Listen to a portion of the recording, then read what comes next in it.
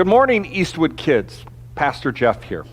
Today is the first Sunday after Easter. Last week, Akila had some questions about Easter that I tried to answer. But you know what?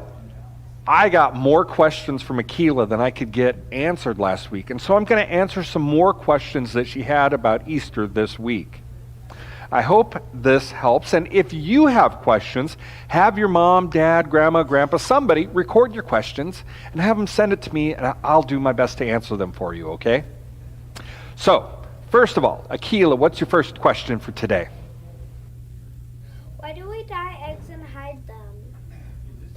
Why do we dye and then hide Easter eggs? You know, Akila, I'm really glad you asked this question because I didn't know the answer before you asked. I actually went to the internet and did a little research, and this is what I found out. Humans have been dyeing eggs for a long time.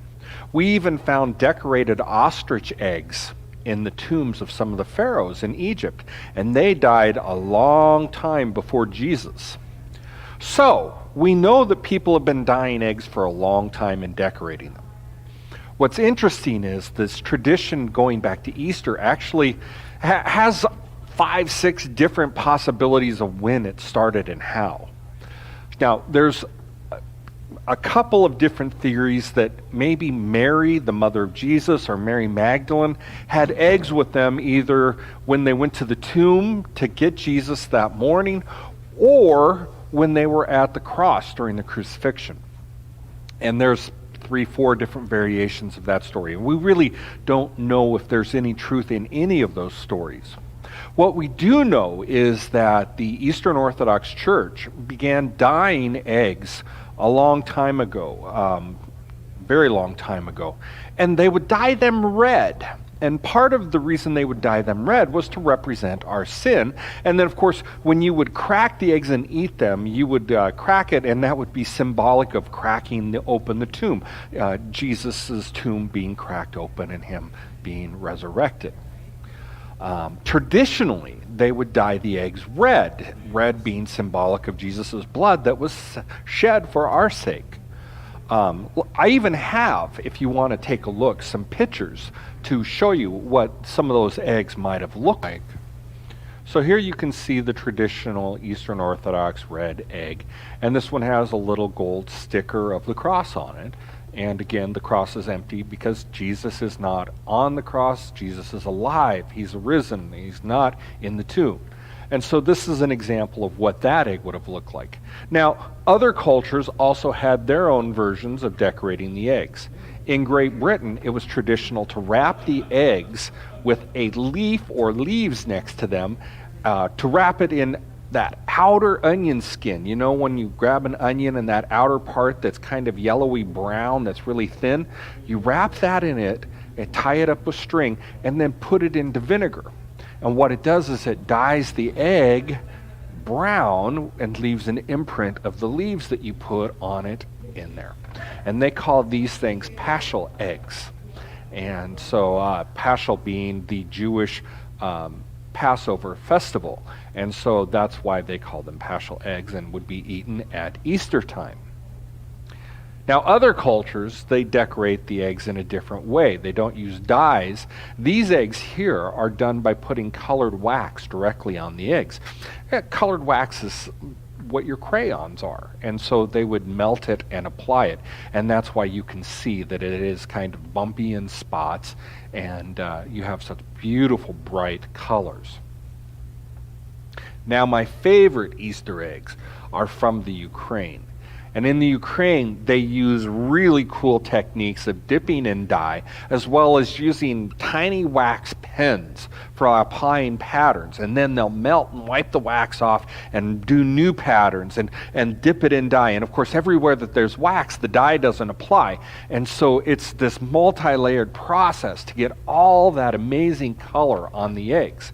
And if you want, there are lots of YouTube videos to show you how they do this. And so if you just search in YouTube for Ukrainian Easter eggs, you'll get to see some of these videos. They're really, really cool, really beautiful. The reason dyeing eggs is so neat is because we bring new life to these eggs. And eggs in general are a symbol of new life. The idea that something that is small and looks dead becomes a source of life. That's where chicks come from and hatch for baby birds. And so that's one of the reasons.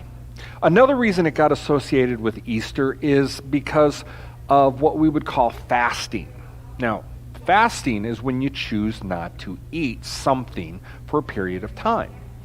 For example, we talk about our first meal of the day as breakfast, which means to break our fast. It means we haven't eaten all night long. We usually don't wake up in the middle of the night and eat. Well, or at least most of us don't. Sometimes I do. But sometimes we get asked to do a longer term fast. And for much of the world, they fast during the season of Lent, which is the 6 weeks that lead up to Easter. And we do this as a way of reminding ourselves in our heart and in our mind to focus on Jesus. And so when we feel hunger, we remember to pray. In most of the world, it's not a complete fast. We don't say no food at all. But we fast from certain types of food, and traditionally dairy foods like eggs and milk and cheese and meat. And so you would need to use up all of your eggs before Lent, and so they would do that. But a lot of the world has raised chickens, and chickens don't stop laying eggs just because you're not eating them. And so they would get a whole bunch of eggs, and so you would boil them, hard boil them, so that they would last. And then you would have these hard-boiled eggs that you would eat at the end of Lent, which, of course, the first day of the end of Lent is Easter. And so that would be the day that they would eat the eggs. So it made sense to bring that tradition of dyeing it together with the eggs, beginning also with the symbolism of what the blood of Jesus did, and cracking the eggs like cracking the empty tomb, and all of that. So that's where that tradition of eggs and dyeing of Easter all comes together. Now, why do we hide them? Well, in Germany, the tradition there emerged from a spring festival that predated Christianity in Germany.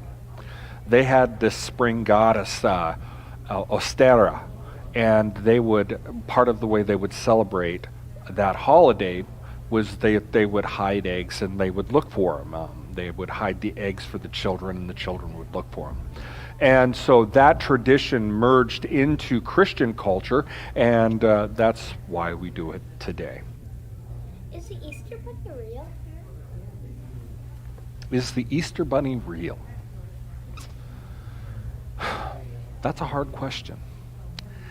And to be honest, Akila, I don't know. There are lots of things that I haven't seen that I know are real. I can feel the wind when it brushes past my arm, but I can't see the wind. I can see evidence of the wind because it pushes on the trees and moves the leaves. So I know the wind's real because I can see the effects of it.